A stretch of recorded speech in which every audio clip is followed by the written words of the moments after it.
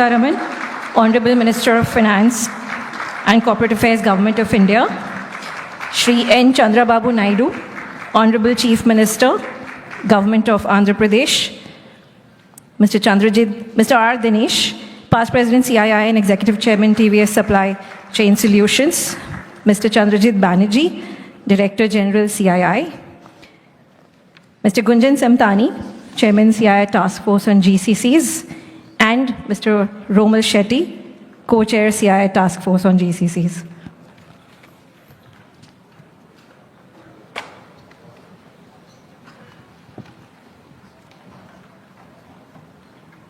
Shawl is there? No, later. Shawl is later.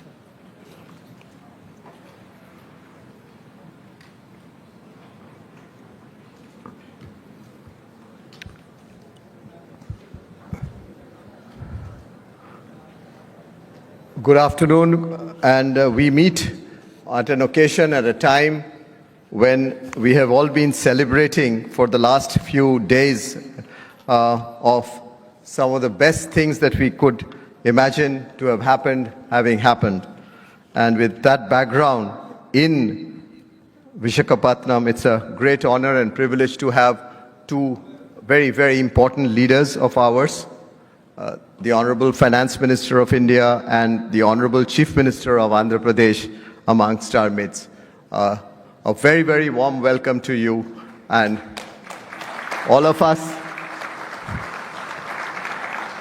join in the phenomenal amount of work that we have seen both at the central level and as well as at the state level on many significant and landmark policy changes. We come and meet, as I mentioned, at a time which is so very important. We all know about the path-breaking reforms of the GST. The GST 2.0 is something we have been discussing, celebrating, and acknowledging as to a game changer it would be for everyone, for every citizen of the country, for every companies, for all our businesses who are present here, and of course for our economy. It is with that I would like to move this House to congratulate our Finance Minister for this very important path-breaking initiative. And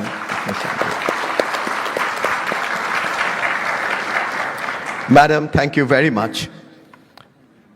While we know the subject of this discussion is GCC, and this is a very important initiative again taken by her, we had a meeting in Delhi some time back when the leaders of the GCCs had come together to talk about, with various states and various ministries under her leadership, to talk about the way we could work together in this very, very important area of work. And that's the time when she mentioned that we should take this to the different states of the country.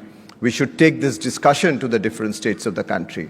And which state could one select to be the first one but Andhra Pradesh? Sir, Honorable Chief Minister,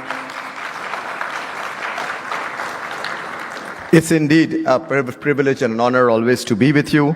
We all know about the huge initiatives that you have taken, be it on the Quantum Valley and Deep Tech push, or your Green Hydrogen Hub, or sustainability, or when we look at the infrastructure growth in your state.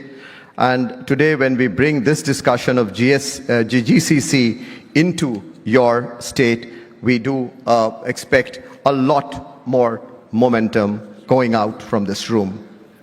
So we have formed within the institution a group, a forum on the GCC, which involves not only all the GCC players, but all other stakeholders.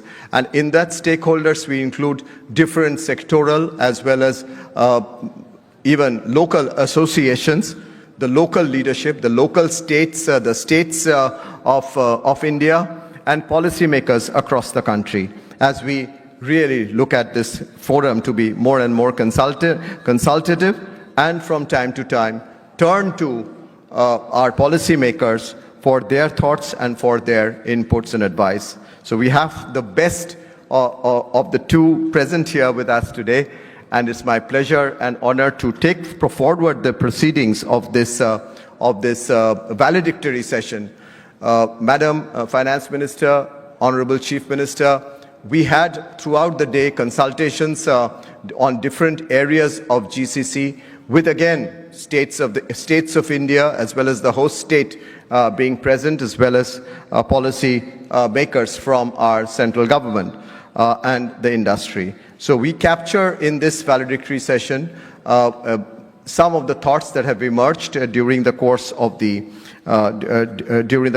day and present it to you. I'll keep this brief because we have the two great leaders to listen to, and before that we would like to have some capture of what happened during the course of the day, and that would be captured by Gunjan and Romal. Gunjan Samthani and Romal Shetty co-chairs the GCC forum that we talked about, and of course Mr. Dinesh has been the chair, coordinator and a leader in terms of when it comes to collaborative discussions between different sectors and within CII, within the industries. With that, ladies and gentlemen, once again, a very warm and a very, very strong applause and welcome to our two leaders.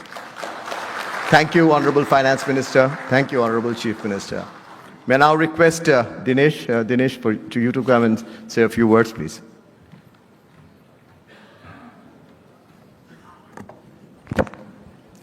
Thank you, CB. Srimati Nirmala Sitharaman, Honorable Minister of Finance and Corporate Affairs, Honorable Chief Minister, Sri Chandrababu Naidu, colleagues on the dais, friends, ladies and gentlemen. Thank you, CB, for giving the opening remarks. Let me also extend my deep appreciation to the Honorable Finance Minister for her constant guidance and vision in shaping not only India's economic future, but also a recognition of GCCs as a strategic lever in the union budget was a turning point that has given this sector national prominence.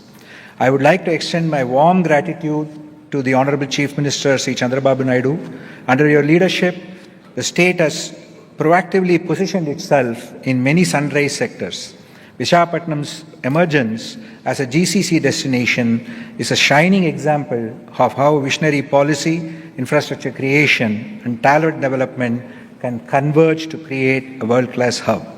Before moving to the topic of discussion today, let me again join CB in warmly congratulating Madam Finance Minister, the Honorable Prime Minister, and the GST Council for the historic set of decisions taken under your leadership in the 56th meeting last week. This is a truly decisive moment in shaping India's future. So thank you, Honorable Finance Minister, for that wonderful step. On behalf of CII, I would like to place on record our deep appreciation for the consistent engagement with industry towards this bold reform, which is now providing a strong backdrop for the kind of investment-oriented discussions we would having today. I would like to reiterate industry's commitments in helping move this forward. Turning to our agenda today, the conversations at this summit have been very encouraging. A vision to scale up to 5,000 GCCs by 2030, contributing over 200 billion to India's GVA and generating more than 25 million jobs, many of them high-skilled, is what is going to define the next phase. But equally important is the focus on the Tier 2 and Tier 3 cities and aligning closely with the state-led initiatives. While some of the state governments have actively promoted GCC investments through policies and incentives, what we really need is a nationally coordinated approach. The new framework is designed to provide a single window experience to investors and reduce regulatory friction and ensure plug-and-play infrastructure across the metros. And most importantly, align with other national missions such as Digital India, Smart Cities, and Gati Shakti. The framework is anchored in 3 pillars: national direction, enabling ecosystem, and measurable outcomes, the third being the most important. And the factors which are going to support this are talent development, availability, regional inclusion, and innovation. And that's why being here today is very important. 3 strong themes have emerged during the discussions. that GCCs are actually taking the lead in setting the agenda for the future. They are not about back office anymore.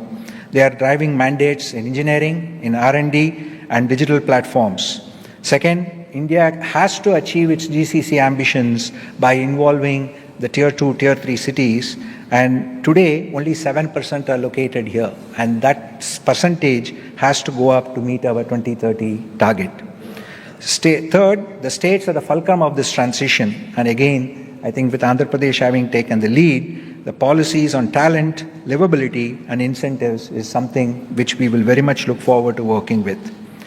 In this regard, the model state policy framework has been designed.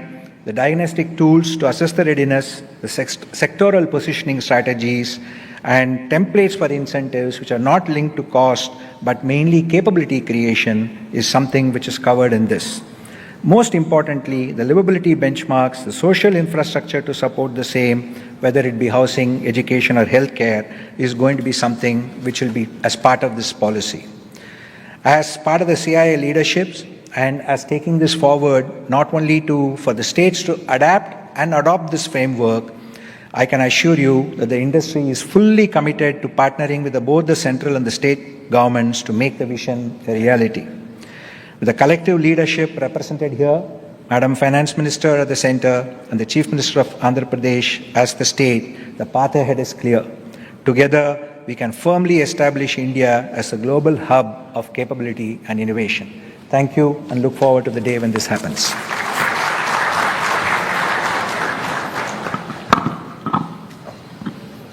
Shall we have the announcements on the select GCCs at this point in time?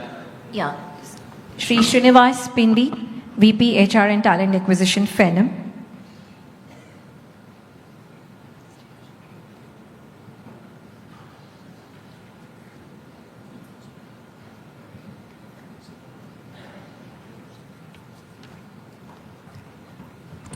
It is really an honor for me to come and talk here in front of Finance Minister Garu and also the CM of AP. Thank you so much, sir. Phenom is a HR tech platform company. We are headquartered in Philly and we have around 2,000 employees working in India. We have an office in Vizag. And I would proudly thank CM Garu and also Lokesh Garu and Bhaskar Garu also. In a span of 3 weeks, we have got the land allotted here in Vizag. Thank you so much, sir, for that. And we already started constructing it, and hopefully we will finish the building in like two years, and we have agreed to fill up with around 3,000 plus employees in like Vizag. Thank you for this, sir. Thank you so much, sir. Thank you. Thank you. Thank you. Shri Krishna Mohan Gadiparthi, Vice Chairman CII Visakhapatnam and President Inspire Edge IT Solutions.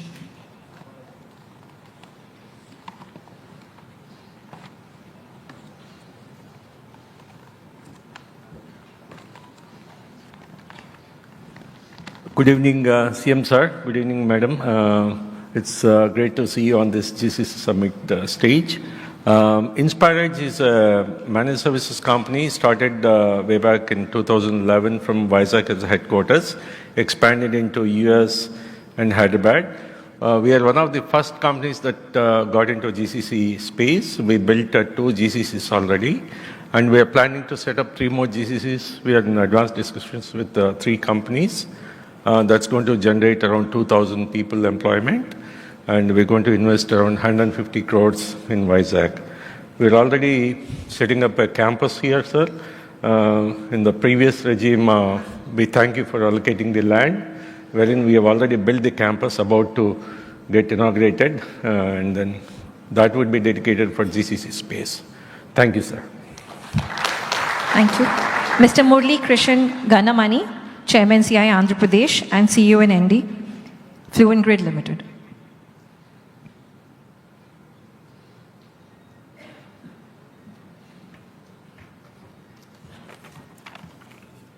It's such an honor. It's a very unique opportunity to make this announcement in the august presence of Honorable Chief Minister himself and the Honorable Finance Minister, Nirmala Sitharaman Garu.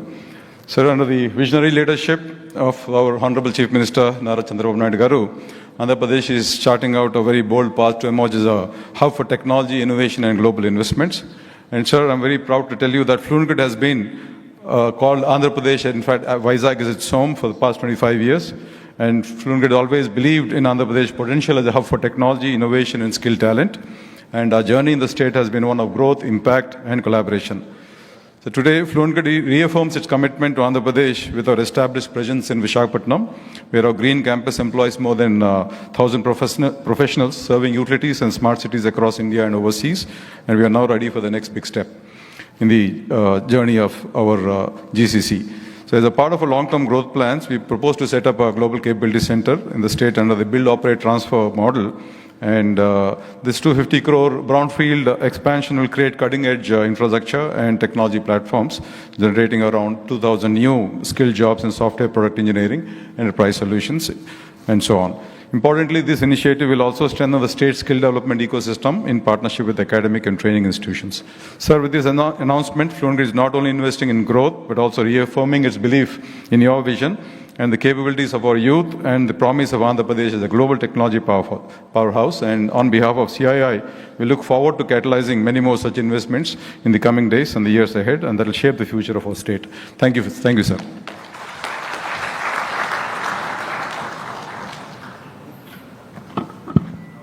Thank you very much for those quick announcements. And just now the quick report back on the key recommendations that happened during the course of the day for our Finance Minister and the Honorable Chief Minister. Gunjan and Romal.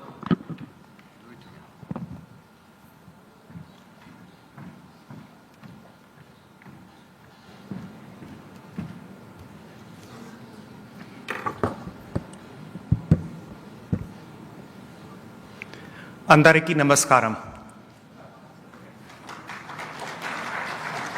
In your 2025 Union Budget speech, Madam Finance Minister Nirmala Ji, you acknowledged the role of India's services sector and the global capabilities on shaping the future of the Indian economy. Embedded within that was the recognition of the GCCs, not just as contributors to employment or exports, but as catalysts for innovation, resilience, and strategic depth. I'm truly proud to share that that sentiment became the foundation of the national framework unveiled in New Delhi along with you a few weeks back, and subsequently of the state framework that we are unveiling today. Madam, you created nothing short of a movement. And while the task force took formal shape earlier this year through a deep partnership of our partners in CII, the GCC leaders across different sectors, different jurisdictions, different locations around the world who have their offices in India, the government stakeholders, the various industry bodies, the national level, the central level ministries to the state representatives. The roots of this industry run far deeper. Many of the early building blocks of India's global services leadership were laid here in the very soil of Andhra Pradesh. Under your visionary leadership, Honorable Chief Minister Shri Chandrababu Naidu, years back, decades back, I can say. So it is only fitting that we find ourselves here today. The National Framework on GCC Policy has articulated India's ambition to emerge as the world's premier GCC destination. Realizing this ambition requires states to lead from the front. Andhra Pradesh was the first, in fact, among the first states to notify the GCC policy, paving the way for deeper industry-government collaboration. The state continues to be a leading destination for corporates alike, attested most recently by Google's commitment of building the largest data center in Asia right here in Visakhapatnam. Today's summit is about advancing this vision, unlocking opportunities, identifying the friction points, and enabling a cohesive environment where GCCs can continue to deliver direct, indirect, and induced contribution at scale to India's economy. And we are privileged to be part of this shared mission. Today's summit is nothing but a very, very powerful step in that direction. With that, if I may just talk about a recap of the contours of the national GCC policy. And allow me to read the statement of our strategic vision verbatim it has taken a lot of effort among the GCC leaders working very closely with the finance minister and various stakeholders to chisel this statement that captures the boldness of India's vision towards GCCs. To drive bold, inclusive, and broad-based economic development by positioning GCCs as strategic contributors to national growth and enabling a ripple effect of innovation by leveraging artificial intelligence and emerging technologies, employment, and investment across key allied areas through India's market access. Together, the growth objectives peg it to about $470 to $600 billion of overall contribution coming from direct, indirect, and the induced parts of the economy, to a vision that can lead us to having more than 5,000 GCCs across the country by 2030, and an incremental value of about 20 to 30% on what each individual who is employed in this industry can add to our India's exchequer. That will come through having a very high focus on priority areas that cut across BFSI, consumer goods, TMT, electronics, manufacturing, healthcare, automotive, and manufacturing industries. When you look at the intersectionality of what is going on in the world through emerging technologies of cloud computing, quantum computing, artificial intelligence, cybersecurity, and you frame that there are trillions of dollars that enterprises around the world are going to invest in this, there is no other country that can provide the talent, the digital talent that our country offers at scale than India. And in there was the framework of the national GCC policy that we had rolled out that had the vision that I just mentioned, aligned to the critical success factors that cut across the physical infrastructure, the digital infrastructure, the investments in Tier 1, and more importantly, the elevation of Tier 2 and Tier 3 cities across different states of the country. We heard from many states, including from Bihar, from Andhra Pradesh, and from Kerala earlier today. And our state GCC framework derives from the national GCC framework that we just talked about, the idea being that we want to give the states the latitude and the ability to define the identity and inherit from the central framework to define the policies at the state level that allows for a flourishment of this infrastructure and this industry to take place. Earlier today, we had a closed room session with many industry stalwarts, along with the state representatives, with our partners from CII. From Marutji to Sandeepji to CB, yourself, all of you have played a very critical role in that dialogue with all of us. If I may now request Romal to come here to talk about the very specific aspects of the state framework that we talked.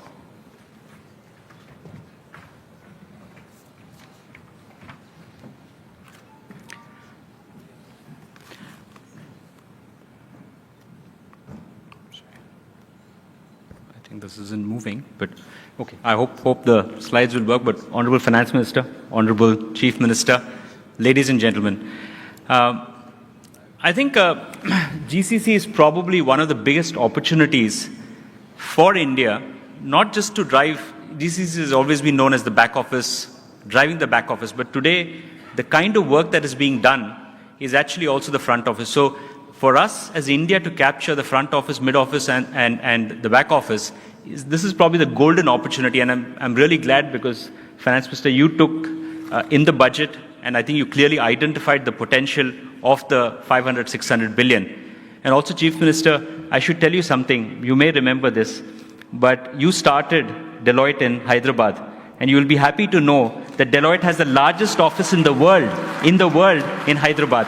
So we do think that with the Finance Minister and Chief Minister, I think definitely, I think Andhra Pradesh will really become a beacon. But some key things, I think, which are critical for the success. First is clearly in terms of the workforce. Today, 68% of all skills are next generation skills. They are not the old skills. And I think that is important that we actually focus on that. Second is the employability of people coming from colleges is only 43%.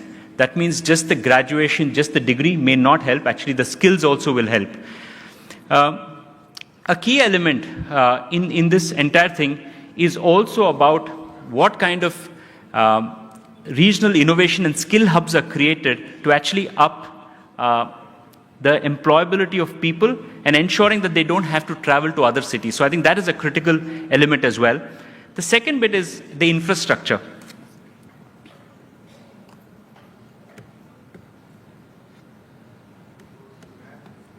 Yeah. The second bit is really the infrastructure. I mean, we can create the best skills and people, but if you don't have the right infrastructure, whether it is in terms of digital connectivity, whether it is in terms of roads, whether it's in terms of airports, all of those are also critical for ensuring that people will actually come to tier 2, tier 3 cities as well. And one of the areas that we really believe is if you can create digital economic zones, which means creation of GCCs, creation of data centers, creation of startup innovation systems and academia, if you can create in one place. And also we do believe that the MSME, which is a very critical sector from India, if they can be provided opportunities to provide services in the digital economic zone, that would really help. The third, of course, is location and ensuring that from a location perspective, every state should be known for something. It could be a sector, pharma, defense, things like that. Or it, of course, in terms of any other specialization in terms of quantum. And I know, Honorable Chief Minister, you've taken the leap in terms of quantum, which is going to be the new age technology as well. Now, few things that we think are important, and that's the feedback that we've got, which is really in terms of first is trying to provide some support from an employment perspective, whether it is in terms of payroll, whether it is in terms of skills premium, so that people, you're able to move people from across India back to Andhra Pradesh. And second, of course, in terms of specific skills for the future, so you are actually doing those. The other bit is also in terms of relocation, so really ensuring that we're able to relocate people and giving them certain grants to move people back. I spoke about the digital economic zone. I think there, especially any kind of CapEx or OpEx, which is in terms of land rebates or rental subsidies, I think that would really make a difference. And of course, the digital infrastructure, especially to create this, to ensure that we can actually work from anywhere in the world, in India, I think that is critical as well. One important factor, and I think you've obviously done this before, is really the first mover advantage. So if companies that move in their sectors and we provide the first mover advantage, I think that will really help, and that will be a big multiplier. And of course, lastly is the regulatory framework to ensure that there's a single window clearance. It should not take too much time. So I think people coming in here, that should be very fast, including pre-cleared SOPs as such. And finally, in terms of the investment promotion, and I think there should be a strong investment promotion across the world, which is clearly identifying whom to target, which is one, firms with no GCC. So if you look at all the Fortune 500, Fortune 1000 companies, they should be a clear target. But one area that we are seeing is the mid-market companies are actually growing at a faster rate. They're growing at 39% vis-a-vis the large companies, which are growing at 12% for GCC. So that's clearly an area where the focus should be. The second bit is we've largely always focused on the US and the UK. They're actually 90%. But today, there are other countries, whether it is the Nordics, whether it's the Middle East, whether it's Japan, Australia, I think clearly there are. And third, of course, is to clearly have campaigns. But once we have attracted GCCs into the country, I think it's important also to do the facilitation. So important to the landing support so that they can come easily into the country. They can have a single window for approval. And then, of course, have an investment aftercare. Because we also see that not all GCCs, if they have to be successful, probably have to be at least 3,000 to 4,000 people. If they're only 800, 900, they're not going to be successful. So how do we do aftercare support, I think is also important. And finally, to ensure all of this, it's important to have a governance framework. And we've based it on what we've done at the national level as well. So really having a GCC council, which has an interministerial group, because many ministries are required to actually make this actually happen. Clearly have some support cells, whether it is in terms of investment promotion cell, whether it is in terms of the talent, the infrastructure cell, the ease of doing business cell, and of course the innovation support cell. And that's one important area of innovation, to bring in innovation and not just do what has been always been doing. And of course clearly have advisory groups, because the interministerial group along with the industry and academia, I think will be very important. So as I said, this is probably a pivotal moment in India where I think with the kind of focus that we actually have, there is nobody else in the world can match us. But we have to seize the moment and we have to go 5, 10 times and not be happy with 1 or 2 times. Thank you very much. Thank you, Gunjan. Thank you, Romal, for that quick update. Ladies and gentlemen, a pleasure and honor now to request and invite Shri Chandrababu Naidu Garu, the Honorable Chief Minister of Andhra Pradesh, to please address us.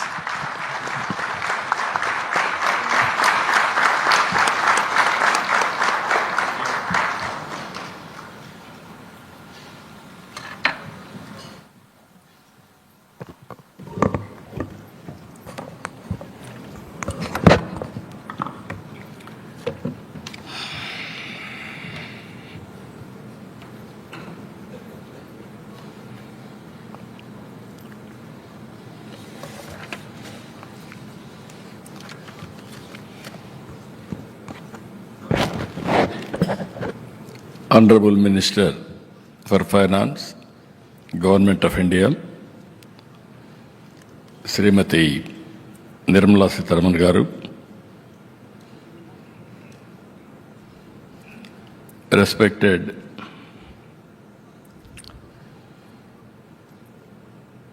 CAI Director General Chandrajit Banerjee Garu, and respected Dinesh Garu, respected Gunjan Garu, Romal Shetty Garu,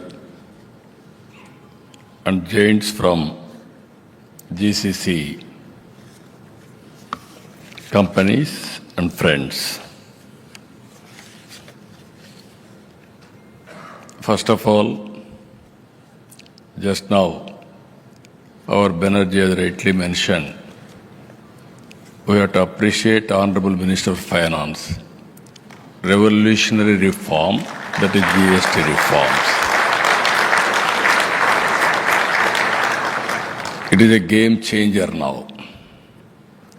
One is to do business and at the same time, even customers, last mile. Always from regulation now we are going different approach.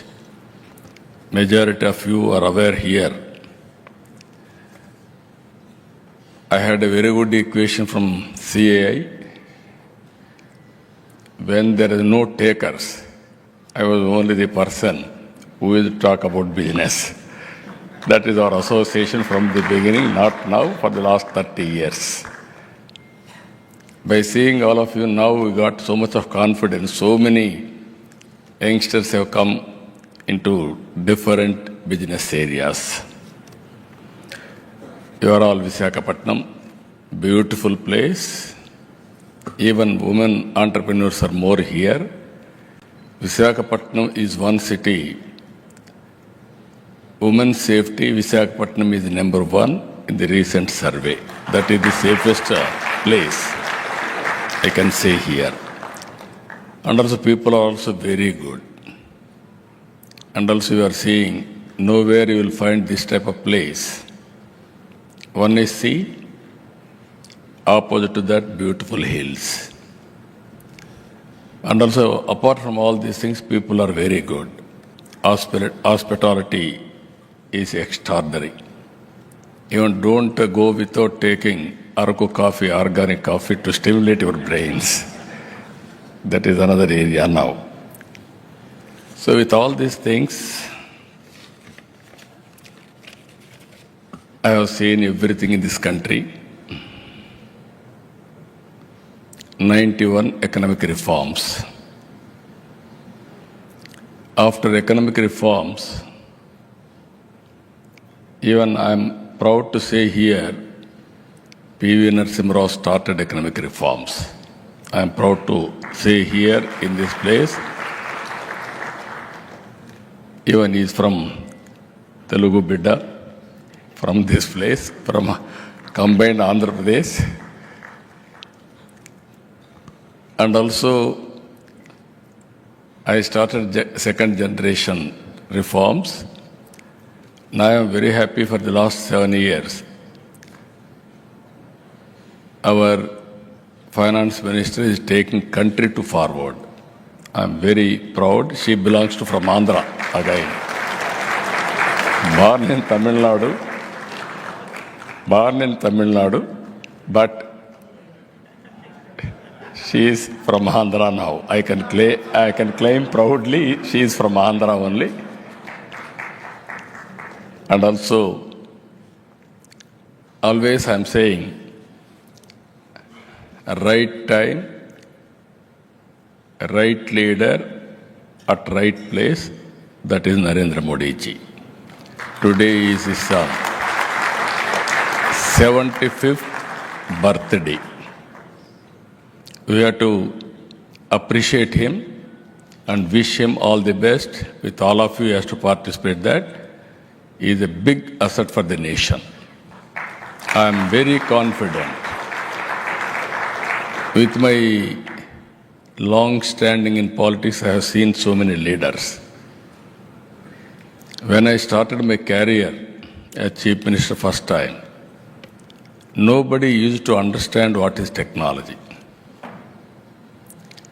That is where I am having a right to demand all of you to start GCC in Andhra Pradesh.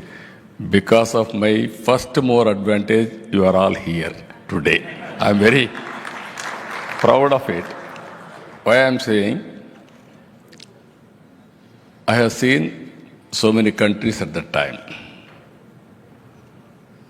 India, we didn't move in that direction around 1991, only Bangalore, initial stage. Our communication sector was very, very primitive stage. Only 2 companies, VSNL, international connectivity, BSNL, domestic connectivity. Both are public sector. Some of you may remember lightning call we used to get after 10 days. In 1889, I promised in my constituency electronic exchange.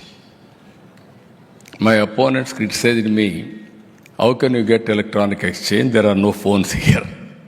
Only 20-30 phones at the time in entire constituency.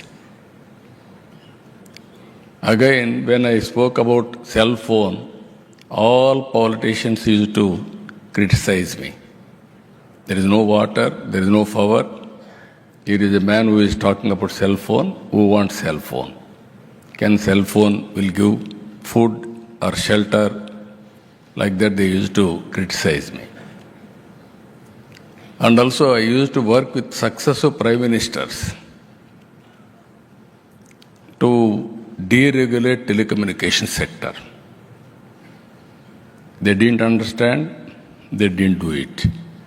Ultimately, credit goes to Vajpayee ji. First time telecom sector was deregulated under his leadership. Not only the decision, so many infrastructure reforms he was implemented. Today, our people are talking about roads. At that time, no proper roads also. Then PPP model, Golden Quadrilateral Road has come. That is how we moved.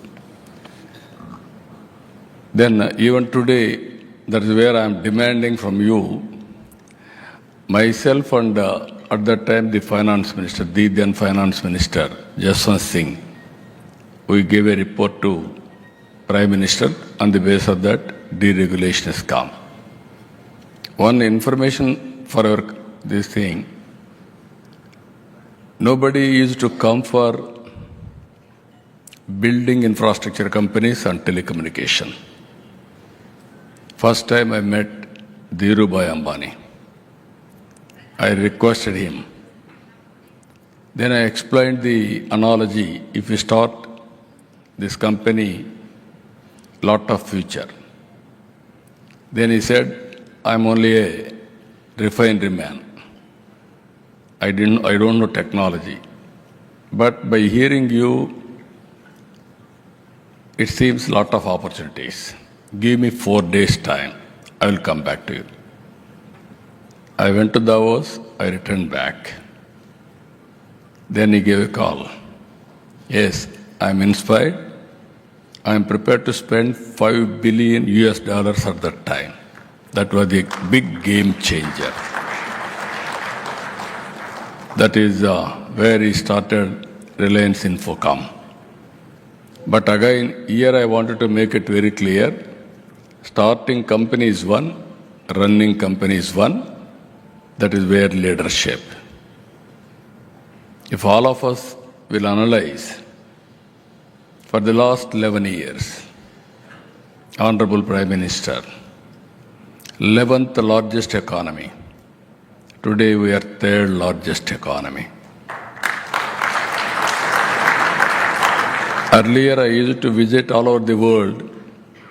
People won't recognize Indians. Today I can say proudly, anywhere you go, Indians are all not only recognized, well respected. That is the scenario today. Even all these things, I had a good experience with Bill Gates also. He refused to meet me around 95, 96, 97. At that time only internet revolution has come. That was my admiration for him. I want to meet him. Through American ambassador, I gave a message. I'm prepared to come to Delhi. Give me some time. He said, I don't have any work with politicians.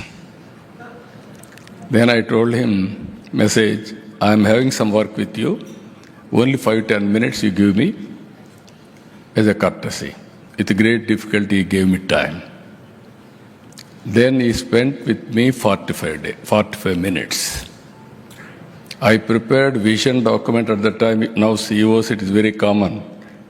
PowerPoint presentations. Now I stopped PowerPoint presentations. I gave PowerPoint presentation at that time. Today, automatic PowerPoint presentations also we are preparing now. Even my government, I am preparing data lake, everything. I asked my people today, yesterday collectors conference, no senior officer should ask report from junior officers. All information is with you. You want any information, you can go online. There is a real-time governance. You don't know how to operate, they will guide you. That stage we have reached today. After seeing my PowerPoint presentation at that time, he was totally impressed. Then he told me, I'm totally convinced India is one country. You are having very good strength. I told only one thing on that day, even today I stand by that.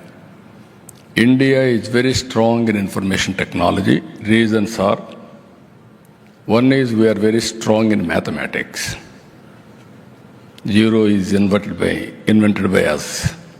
Second, British people has taken everything, but they left English to us. That is a very good opportunity for all of us. Even China had a problem. Even my own Kohinoor diamond, they have taken from here. Recently, I want to visit England and also museum. Then they used to refuse because I may claim Kohinoor diamond again. These are all various things we have faced now. So, by starting Hyderabad, I am very happy. Deloitte, not only Deloitte, all companies. I started at that time high-tech city with IT promotion. One public policy promoting IT. From the beginning, I used to say, today I am very happy by seeing all of you. Earlier, we used to do only job work. I used to, even English pronunciation, we were unable to do properly at that time. I used to bring from London English coaching teachers. We used to have classes. Always I used to do at that time, very early stage. From America, doctors, everybody used to work. Time zone, they will send all details to us. We will computerize. Next day morning, we used to use all the data for action program. That was the job work we used to do. We used to get only peanuts. Never we have gone for products. I used to go on telling. At one stage, I used to inspire people, don't be a job seekers, try to become job providers. Today, I can say very proudly all over the world, any country you can go, Indians are earning highest per capita income, even in America or in Australia or Africa. That is possible only because of knowledge economy. By seeing all these things, now GCC has come. I don't have any doubt about it. GCC, India will lead, not only lead, will dominate. I can say proudly one day, even now, around, I don't know the figures, you have to give me figures, but most of the work on GCC are being done from India, if I am right. Because every 4 IT professionals, one is Indian. Among Indians, out of 4, one is from Telugu community. That is our strength from the beginning. So with all these things, we are having very ambitious plan. Banerjee knows me, even CA knows me. Wealth creation, we need good public policies. Government of India is very keen to make India number 1. There is no compromise, provided all of us will work together. Next year, under Honorable Prime Minister leadership, our Finance Minister is going to announce third largest economy, that is 27 or 28. After that second largest economy, it will take some time, another 10 years. That is where Ernst & Young is predicting. Then 2047, that is my ambition, I am very clear, will become number 1. There are some reasons for this justification. One is first mover advantage in reforms, that is 91 late. First mover advantage in technology 95. Demographic advantage for India, whereas all countries are going to face aging problem. And also right leadership, very strong leadership as on today.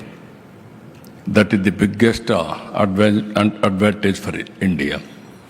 So all of us can plan. My aim is by 2047, $2.4 trillion economy. Andhra Pradesh is having, as our friend has rightly told, Hyderabad, you know at that time how it was. We don't have any flights. I used to go to meet people all over the world. They used to ask me, which Hyderabad first? There is one Hyderabad in Pakistan also. Then I used to say, this is India, this is Hyderabad. Then how to come? You come to Delhi or Bombay, stay night, come morning, do business and go back. Again night, they have to catch international flight. Then they told me, they used to ask me, why should you come to Hyderabad?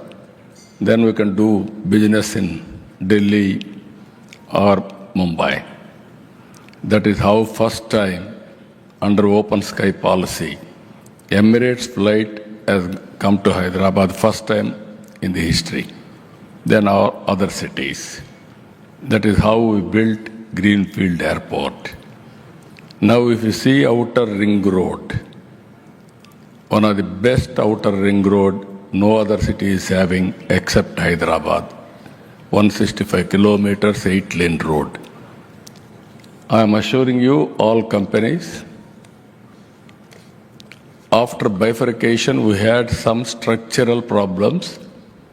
Even before Honorable Finance Minister, I am confessing with her. From the beginning, I am requesting them because all service sector has gone to Telangana. I am not finding any fault, but they are benefiting. I am very happy. Today, because of all policies, Telangana is getting highest per capita income in the country. Hyderabad city, the most livable city. That is the ecosystem we created earlier. Now, we are creating one of the best infrastructure now. Hyderabad, we are having an advantage of climate. Andhra Pradesh is having an advantage of sea coast, 1,000 kilometers. And also we are planning port-led economy. Because of all these things, next month, I'm confident Google data center is going to come to Visakhapatnam. They are going to announce it. Just now our friends have mentioned Visakhapatnam, they started operations. By August, Visakhapatnam airport is going to operate. One of the best airport with all amenities, what all you say, everything is available here. Even metro we are working, and also no other city is better compared to Hyderabad. Either first tier or second tier. You can have any problem, go to beach, relax, stress buster.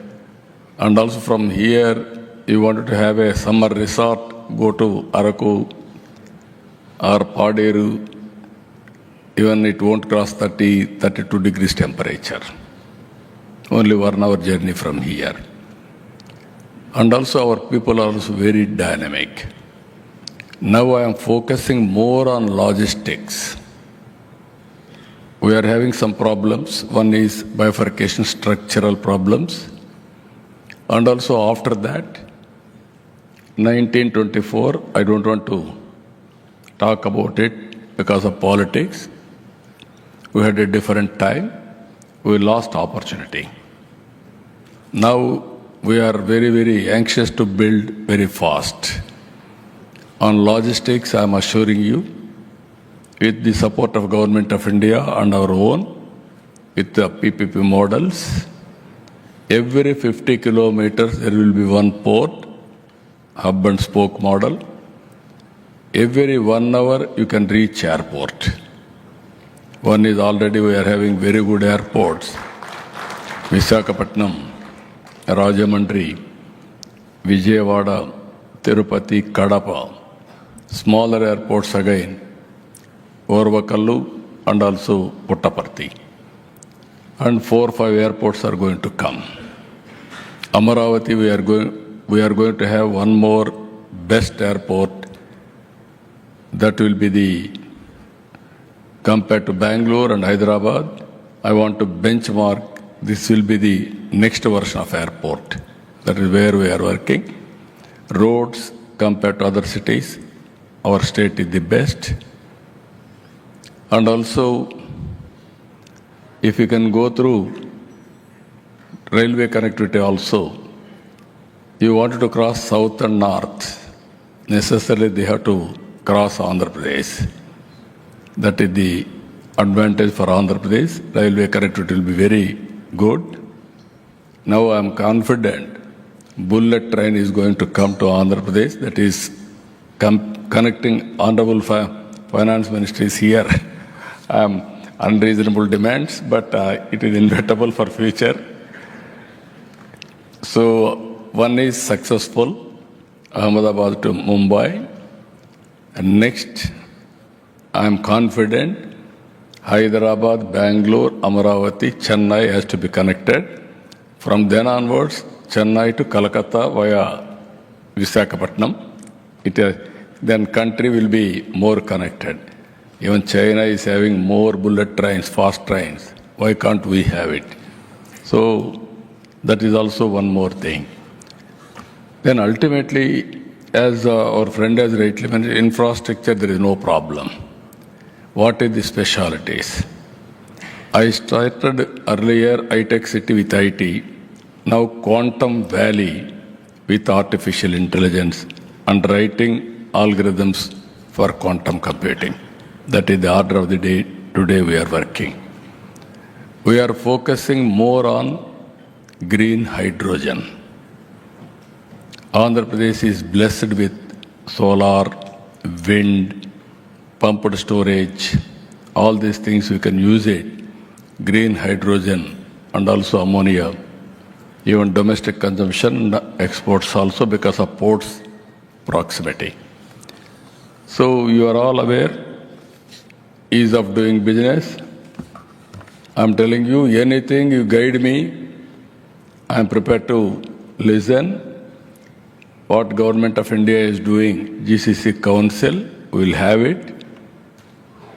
In computation, after Government of India, no other state can compete with me. I'm assuring you that. That is how ISB in Hyderabad, how I competed, and I got it. So here, ease of doing business, we are number one. Not ease of doing business, now we are working speed of doing business. I am asking my people, one example I am giving you how governments we are working. Initially had a setback, but it is only a temporary setback. I am very thankful to Honorable Finance Minister. She was very generous to sanction money 15,000 crores for Amaravati. Amaravati is a greenfield capital. I have built earlier Hyderabad as a brownfield capital. 2 cities, 1 city I added. Now I am building Amaravati and connecting Guntur, Vijayawada, all cities. So greenfield city, we are going to have new features. This is, I can say, technology, utilities, green energy, and also district cooling, everything we want to bring. Only temperature, or otherwise this will be the best place to live. I am assuring you, because of water, Krishna River, fresh water, beautiful mountains, and also greenery, excellent greenery. And also we are going to have green energy, pollution free. You can have more lifespan also. If you can come and settle in Amaravati, that day is going to come. Nowadays, because of bandwidth, as he rightly mentioned, we are having all advantages. Government also is moving very fast. Decision making is real time. You are saying 1 week, 10 days, 15 days, no. I can give you across the table within 2 days or 3 days. Only statutory obligations will verify. Otherwise, no question of waiting. Finally, I want to tell one thing. We are all in an inspiring time. You are all GCC people. India is blessed with all advantages. One is Aadhaar and also other authentication. No other country is having this type of advantage. Second one is, by using Aadhaar, every person, starting from child, you can make every family as a unit. You can position geotagging of every house. Then central government, state government programs we can integrate. then ultimately I can plan every family, macro, micro planning. I can visualize what I have to do, and also I can execute very systematically. One project we are working with Bill Gates, this is Sanjeevani, total digital health records, and also ultimately preventive, curative, and real-time monitoring, very cost-effective model. Bill Gates is working through his foundation. He is going to bring technology and also knowledge. We are going to execute it. If everything goes right, we are going to replicate other states also. Those who are all willing, we can work with them also. Why I am saying this, we are having data lake. In data lake, all the data, historical data we gathered together. Now AI has come. I can use AI and also real-time data through satellite, drone, CCTV camera, wearables, and also sensors, everything around 40 to 50 parameters I can collect real-time. Then by using AI, now quantum computing also is there. Then solution we can provide through WhatsApp governance. As on today, 725 services we are providing on WhatsApp. Just like private companies, we are asking customers to rate the quality of services. Rating also we are doing now, so that I can correct real time. These are all various innovative programs we are working. So finally, I want to say, before leaving here, every GCC company has to have one MOU with the government of Andhra Pradesh to set up your GCC operations in Visakhapatnam. We won't regret for that.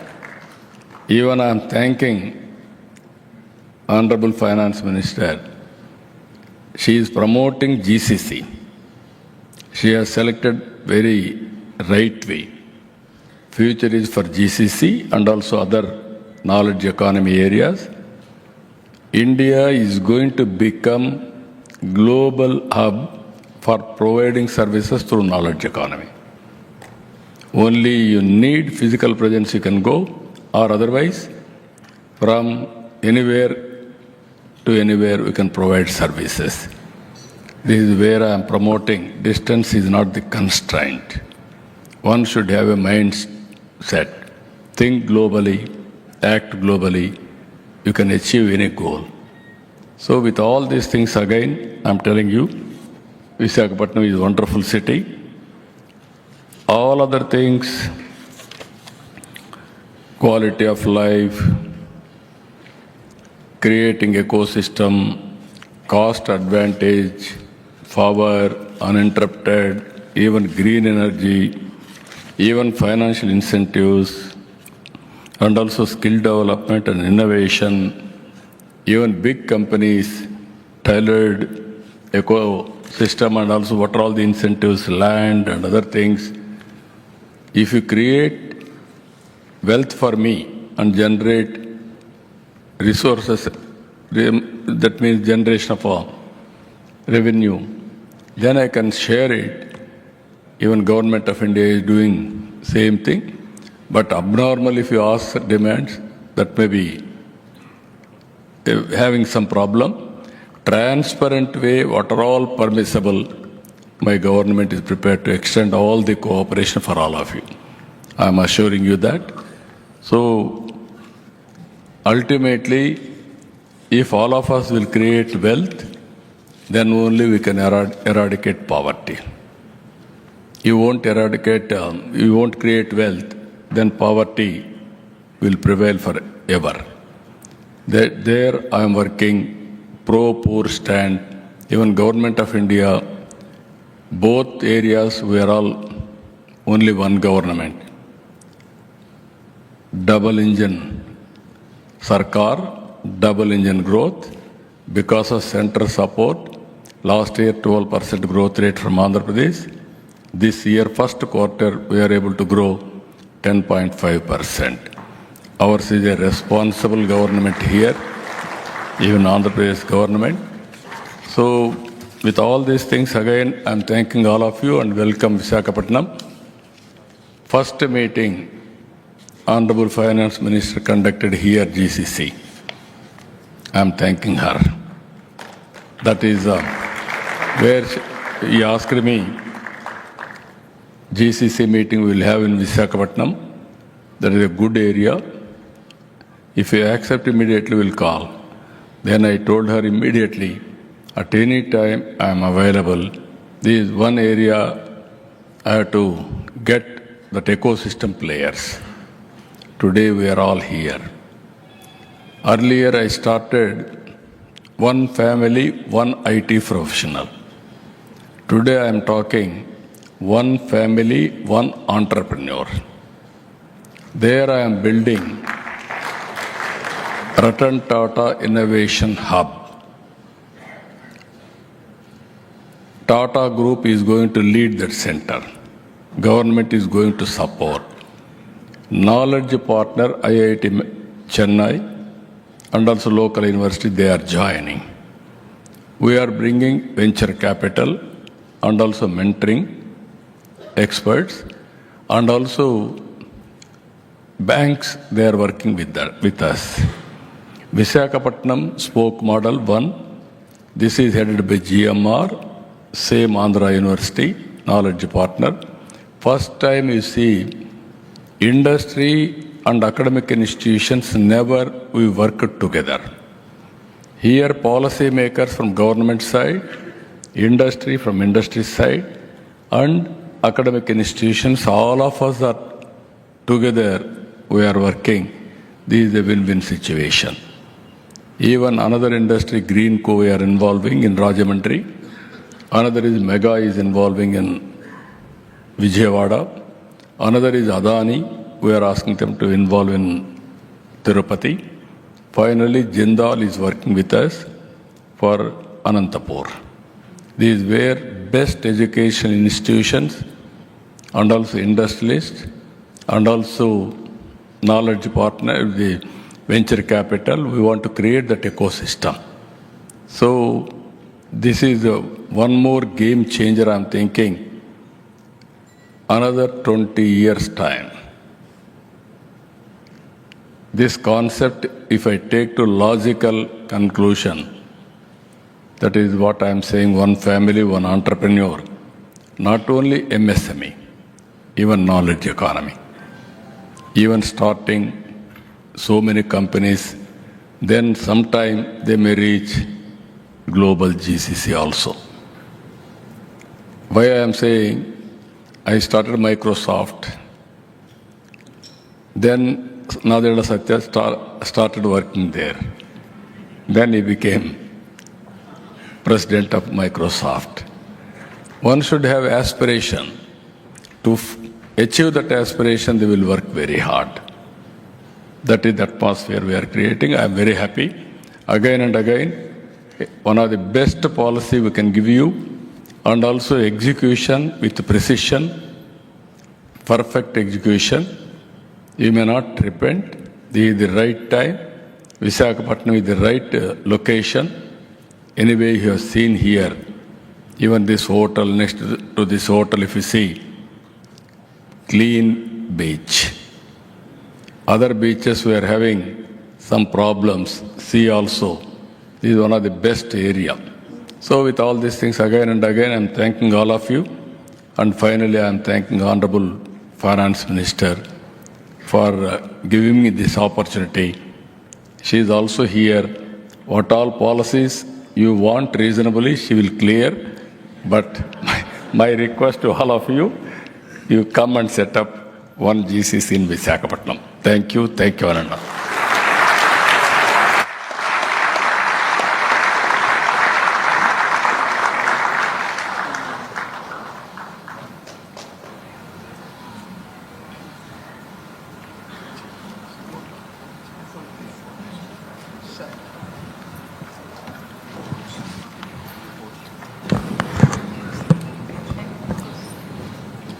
We now present the CII report on suggestions for a state framework for GCCs.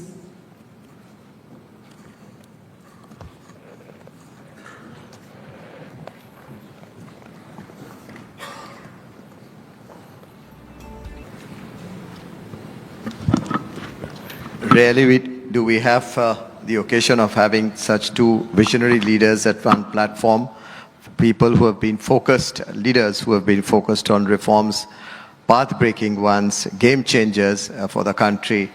And we heard the Honorable the Honorable Chief Minister talking about Andhra Pradesh, talking about major changes that he has been doing and he plans to do to build the ecosystem for the GCCs and much beyond. Thank you very much, sir, for that very strong visionary address. And we really thank you for your participation. So from one visionary leader, we move to the other, Honorable Finance Minister of our country. We all spoke about the GST, but there are much more. And she's the one who has actually proposed bringing this conference to the states of India. Madam Finance Minister. Thank you very much, Chandrajit, and good evening to all of you all. Honorable Chief Minister, CII Chief, former President Dinesh, also DG Chandrajit Banerjee, Gunjan and Romal. Now, I suppose I'm doing the roadshow along with you continuously, so feels as if you both are part of the team. All invited guests. Things are actually very speedily evolving, and we are meeting at a time when we are talking about how to take the GCC further in the country. It's not as if there are no GCCs at all, but there was this impressive statistics or one particular number which was thrown at me at some point in time. Well before the budget of June 24, post the election, July 24 budget, that 50% of all the GCCs in the world are to be in India. And for the rest of them which are already outside of India, they are run by more than 50% Indians only. So if the rest of the GCCs outside of India had 100 people running them, 50 of them were Indians. So either way, almost now for 2 years, GCC has acquired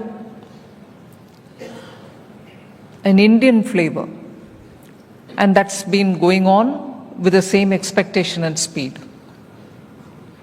So when we were talking in late June, preparing for the July budget, issues of GCC and how to promote GCC were all being discussed, but by which time it was apparent that this statistic was before us, that 50% will be in India and 50 which are outside are being manned by Indians. So there was a sense of urgency. We had to do something. Equally, there were voices saying, do you want a GCC? It's only going to be something very different from what was IT earlier. Now it's going to be called as GCC. But a bit more going into what made GCCs different from the earlier BPOs was that it had a space for research and furthering technology. It also gave opportunities for companies to do a further higher end research for greater innovation. So it was not just back offices. So the character of GCC itself had a built-in advantage for India in that you had the manpower, the human resources which are so with skill sets which are necessary for running a GCC. But also it was no longer the sweat labor that you're talking about. It required the knowledge component. And therefore, PM Modi was very convinced that we should have a policy approach, which will entice people to have the GCC coming to India rather than policy support need not necessarily be imagined as fiscal support, but we should create the right kind of environment. So we spent quite some time understanding how to go about it. And in that, the CII has been actively engaged and participating with the government. And I must thank them that they have kept the momentum up. So it led to, actually one led to the other. We reached a stage where we wanted to gather everybody who had any interest in GCC at one place at a national level meet, so that we understand where are their next moves going to be, and CII organized it in Delhi. I've actually participated in quite such meetings earlier from my days in commerce. And in fact, Andhra Pradesh at that time and Visakhapatnam at that time hosted 2 partnership summits, one after the other. In fact, being in commerce, I used to say, why should we redo in Andhra? Can we not go anywhere else? But the Chief Minister was very clear, you do it here, that's it. There was no, in that style, no need to go anywhere else, you come here, we'll do it. So it made it easy for us, we came here. And those were the initial days of, in fact, Araku coffee. I still mentally have that picture of Araku's stall, where the CM took me and said, come taste it, you'll know. And even as we talked about Araku coffee in that partnership summit, in my days in commerce between 14 and 17, I once visited Paris, and in Paris, the entrepreneur came and met me and said, look, I have opened in the high street of Paris, one of them, a stall. You must come and see, and I've given a good touch of how we trace and track the coffee from the plant to the plantation or the farmer, and from there get it to the streets of Paris. So it was very, very good marketing technique, and I was very attracted to the way in which he presented it. And one, of course, I had tasted it in a partnership summit, and one obviously understands what importance Araku has for all of us. And when I went and saw that high street shop in Paris, it was impressive, absolutely giving credit to the farmers, the tribes who are actually moving into an area which was not originally theirs. Whoever would have thought Chikmagalur would be competing with Araku sooner? Chikmagalur, the old and traditional coffee growing area. But no, the reason why I'm expanding on this is there's a complete record of what Chief Minister Andhra Pradesh has done in Hyderabad. In fact, it was not Hyderabad and Secunderabad, there was a third city which was the Cyberabad. Most of us used to call it like that. That was built, the outer ring road, many things. But today, in Andhra Pradesh, because it's necessary for us to understand as to why we are meeting here and what is the importance of meeting here. Today in Andhra Pradesh, I can count at least 3 frontier area foundations being laid. CM had announced already that quantum headquarter will be a quantum mission, which was part of my budget, 2 budgets earlier. The headquarters for quantum in India will be in Andhra Pradesh. It's the dream of the Chief Minister, and he's announced it. And he's also demarcated an area where he's going to create the necessary fundamental infrastructure for ensuring quantum emanates or fountainhead of quantum would be here. Did he stop at that? No.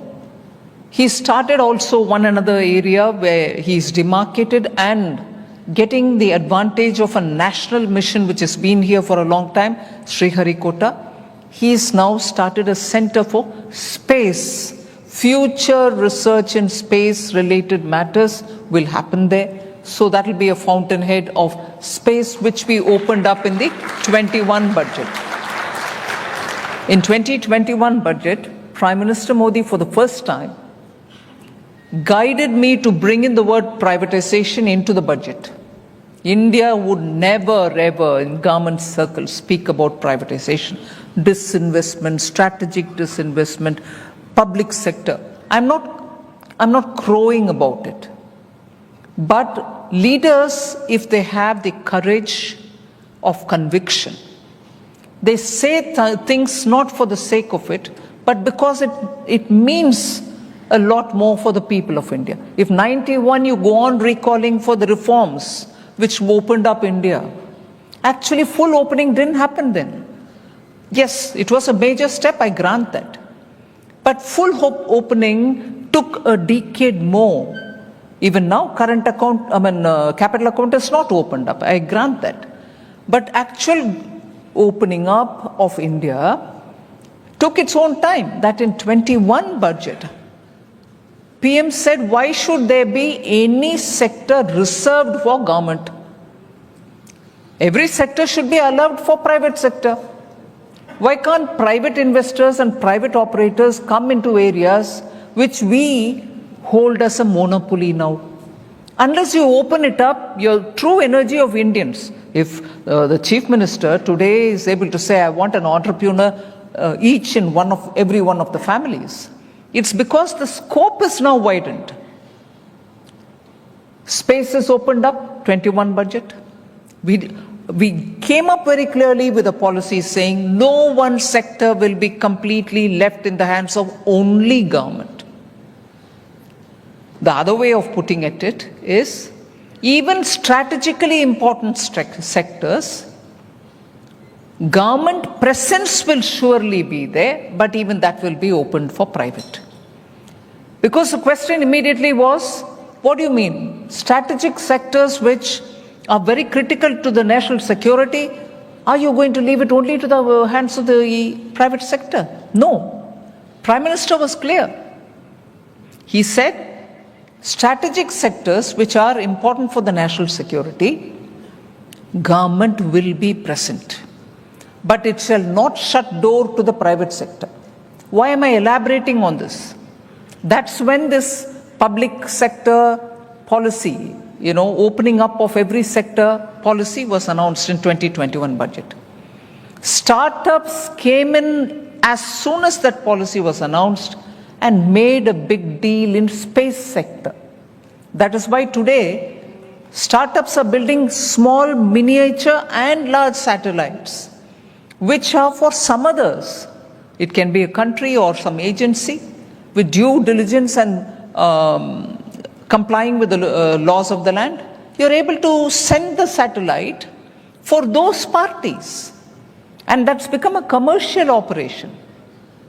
The moment you opened up, it gave you advantage. So look at what Andhra Pradesh is giving us as a continuity and also positively exploiting the policy. Quantum fountainhead, Andhra. Space, Sriharikota, and around it the ecosystem has been announced by the Honorable Chief Minister. The second, the GCC, he's focused it on Visakhapatnam. He's already made the announcement that Google is coming in with a data center here also in Visakhapatnam. Now, 4 things all related to the future of science, frontier of science, will emanate from here, and that's already the steps being taken are being openly announced. I would certainly add one with the indulgence of the Honorable Chief Minister is food and horticulture, which form the core of our food security. We can be anybody, anytime. And he was a bit apologetic about the weather of Andhra Pradesh. If Dubai, which is a complete desert, is not apologetic about what they're doing about future of science and technology, if Vietnam, the former Saigon, the Ho Chi Minh city, is not at all apologetic. It is sweaty, hot, humid, everything. Like you're in, and the latitude is also very much the same latitude of Tamil Nadu and Andhra Pradesh. So temperature-wise, even they are not blessed. But that's where entrepreneurship flourishes.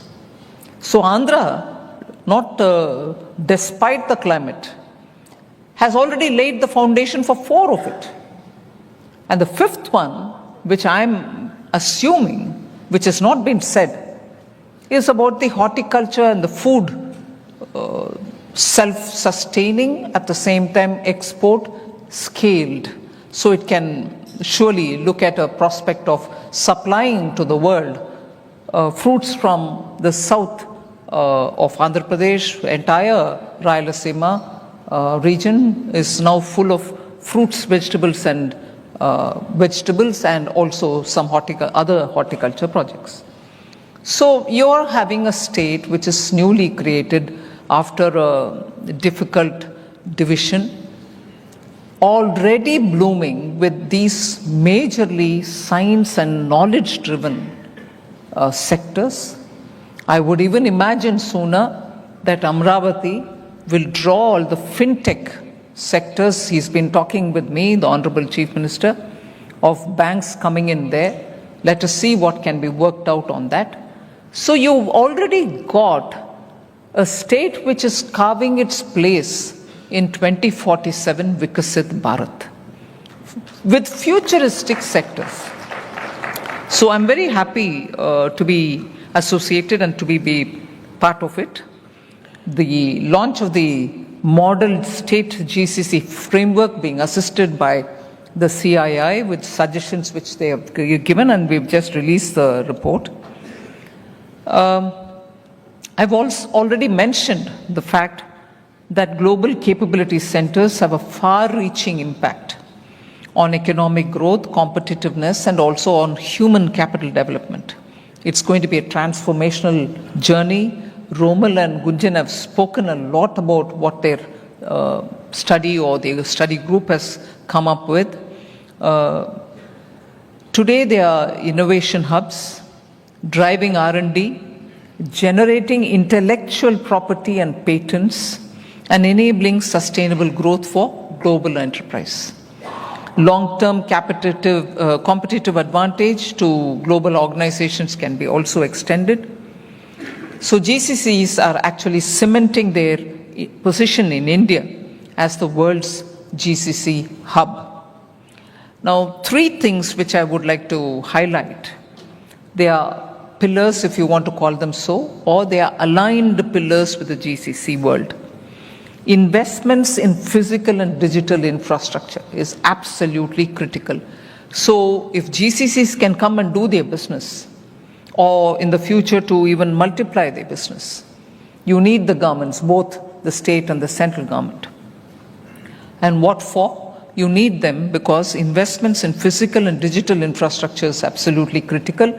Both the governments in Andhra and also Government of India will work towards strengthening it. I'll give you a bit more on it. The second pillar, I think, is the education and skilling of manpower.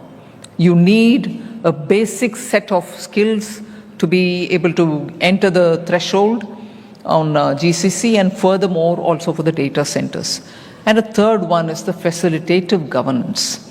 So if I were to talk on the physical and digital infrastructure, investments in physical and digital infrastructure is the first assumption.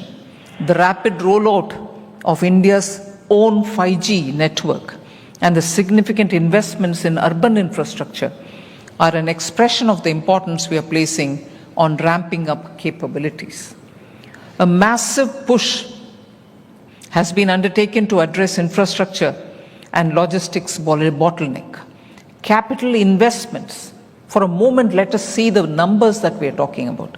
Capital investment has increased from 1.7% of the GDP, and that was in 2013-14. Of the GDP, capital expenditure money was only 1.7% of our GDP. It is now, in 24-25, reached 3.2% of our GDP, with effective capital expenditure being actually 4.1%. When I say effective, I mean not just the central government's expenses, but also state governments putting their capital expenditure money into it. So 4.1% of our GDP is now completely going into capital asset creations. Over the last 11 years, 88 airports have been operationalized. 31,000 kilometers of new rail tracks have been laid. Metro networks expanded over fourfold. And port capacities have also doubled. And the national highway network extended by 60%.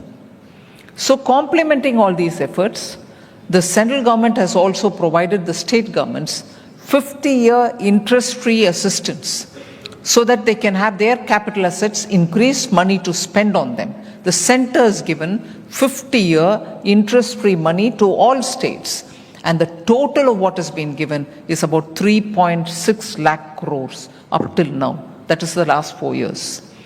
and 22 states have actually used it, resulting in recording more than 10% growth in capital expenditure from their own resources, from states' own resources.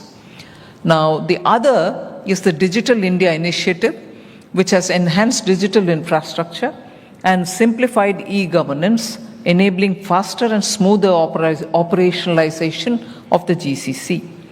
Reforms such as the introduction of Spice Plus, simplified pro forma for incorporating company electronically plus, that is Spice Plus, and the establishment of the processing accelerated corporate exit, which we call as CPACE, are creating more innovation and business-friendly environment. So that's my first pillar. The second pillar is education and skilling. They improve employability, industry-ready capabilities are provided, and they are the key focus of our government. In July 24 budget, we particularly focused on this agenda and announced Prime Minister's package for 5 schemes and initiatives to facilitate employment, skilling, and other opportunities. And that covered 4.1 crore youth all over the country over a 5-year period, with a central outlay of 2 lakh crores. So that's directly for skilling and working with various types of employment opportunities. Large-scale skilling initiatives, what have we done on that? PM Kaushal Vikas Yojana, under which 1.6 crore people have been trained already, and they are being aligned with the emerging industry needs. 200 plus new age skill centers are also started, new age courses are being also approved, and the National Council for Vocational Education and Training, and 29 new age courses have also been added into the Craftsman Training Scheme in ITIs. Programs such as the PM Internship Scheme also provide opportunity for GCCs to tap into National Talent Pipeline. The CII, together with other associations, are also working with us on the PM Internship program. The pilot stages are over. Further, initiatives such as Research, Development and Innovation Scheme, the RDI scheme, with a corpus of 1 lakh crore, encourages the private sector to scale up. That's available for all in private sector, to scale up research development and also innovation. That's why it's called RDI scheme. 1 lakh crore has been provided for this. It's for every one of us to tap it. Largely aims at sunrise domains and also strategic domains. The Pradhan Mantri Vikasit Bharat Rozgar Yojana is another one, which employment-linked incentive scheme has been recently rolled out. And what it means is any young person receiving their first employment opportunity in a private company will be given 15,000 rupees from the central government. The central government also plans to invest nearly 1 lakh crore in this program to provide new jobs for new youngsters who are coming on. I'll move to the third and the final pillar, is that facilitative governance. Supportive regulatory measures such as ease of doing business, reforms that have been undertaken, simplified tax regulations, streamlined compliance norms for foreign entities, and also flexible labor laws have all been brought in, and a single window clearance mechanism have also been significantly reduced, have also reduced the cost and complexity of doing business. Reforms also have meant that liberalized FDI policies have come through. The removal of over 42,000 unnecessary compliances, 1,500 archaic laws which have been removed, and introduction of system-wide deregulation and landmark system-wide reforms such as the GST, about which a mention was made earlier, the reformed RERA Act, and the IBC, which has kept up with the changing needs of industry. So also in taxation, we've given an expanded safe harbor rule for tax-related matters, and also improved transfer pricing assessment process and procedures, and they are further getting enhanced so that the competitiveness of India's tax regime for global businesses will be worked out. The next generation GST reforms announced recently also benefits the GCC and IT-enabled services by easing compliance, releasing working capital which otherwise gets locked up, and reducing disputes. According to NASSCOM, the reforms bolster India's tech industry export engine while reinforcing the momentum towards greater ease of doing business. Now, the cooperative federalism aspect, which will be influencing GCCs and setting up GCCs in Tier 1, Tier 2, thus far, GCCs predominantly clustered in big metros. That was mentioned even by the CII when they spoke. However, with the ecosystem broadening and maturing beyond Tier 1 hubs, Tier 2, Tier 3 cities are emerging strategic destinations, a shift that is helping diversify economic activity. And that's where I think the emphasis on Visakhapatnam takes credit. State governments are playing a very critical role in deepening India's GCC advantage and shaping an enabling policy environment. So in order to maximize the impact, aligning national and state level policies about which we just spoke, and adapting policy instruments to ensure that each state builds on its own unique comparative advantage. That's what Andhra is striving to do, and that is where Andhra stands out as one of the first mover. So that the central strategies for GCC's growth translate into locally grounded ambitions, measurable targets, and also maximize growth potential. Building livability and infrastructure ecosystems that allow Tier 2 and Tier 3 cities to emerge as centers of excellence is one of the main things that can attract global talent, encourage corporate reinvestments, and host high-value innovation and service delivery, offering credible alternatives to Tier 1 cities. So in the 2025 February budget, we proposed a national framework to guide states in promoting GCCs in emerging Tier 2 cities. And that's where CII, with people like Gunjan and Romal Shetty, are doing actually doable things with their consultation. And we should be taking advantage of that kind of an input. Andhra Pradesh is strong, a very strong case, an illustration of the success of policy-led leadership in leveraging state-level strengths to align with national priorities.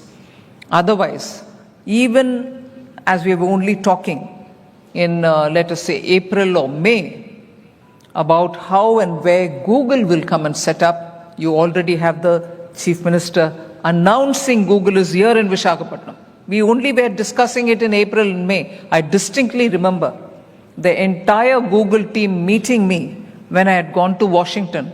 On my way to Washington, in San Francisco, their team came and met me and spoke elaborately, saying, where should we do it? How should we do it? And here we are in early September with the Chief Minister saying they are going to be here. So that is the illustration about Andhra Pradesh, which I want to highlight, that if the policy-led leadership finds success and repeatedly leverages the state-level strengths, you can also, by aligning with the national policy, you can concretely see at the ground level changes that are normally taking a couple of years. Here we go within a matter of 3-4 months, you have this.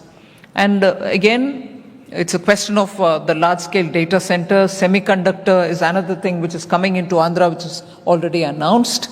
Single window clearances have made a lot of magic about the whole thing. They are like a magic wand. You just do it once and it's all over. And that's happening here. Academia and curricula should now get aligned. I would suggest it to the Chief Minister that other than the national curriculum which comes for the kind of specialized frontier sector technology related activity that we're doing here, we need our curriculum to reflect it. Government of India also has a land incentive for tech hub policy 4.0 to allocate land leases on concessional rates. That is also something which the industry can benefit from.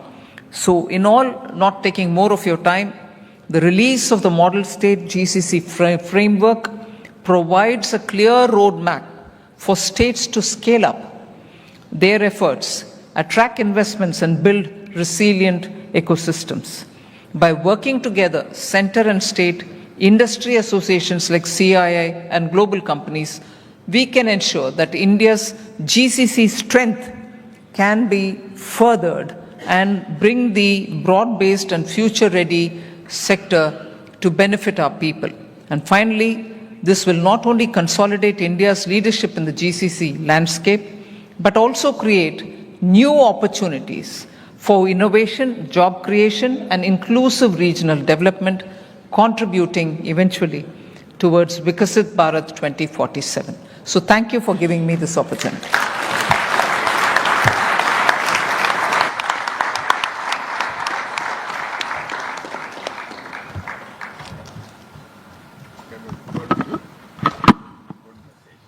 Ladies and gentlemen, we have no time actually. We have flights to catch. Madam Finance Minister will catch a flight. Honorable Chief Minister has another engagement to go. I could have gone on to thank both of them. I could have gone on to summarize what you said, but I'll dare not do that.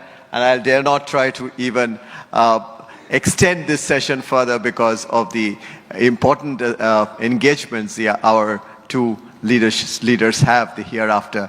But I'll only really move this with a strong vote of thanks to you for this leadership. If I can summarize it with 3 T's, target setting for us, extremely thought-provoking for us, and extremely strong transformative ideas from you. And we will take this forward with our commitment, with the partnership from the industry. Thank you. Thank you very much. Ladies and gentlemen, please join me in thanking our honorable guest. May we present a small token of appreciation. May I request Dinesh sir to kindly present it to Madam FM.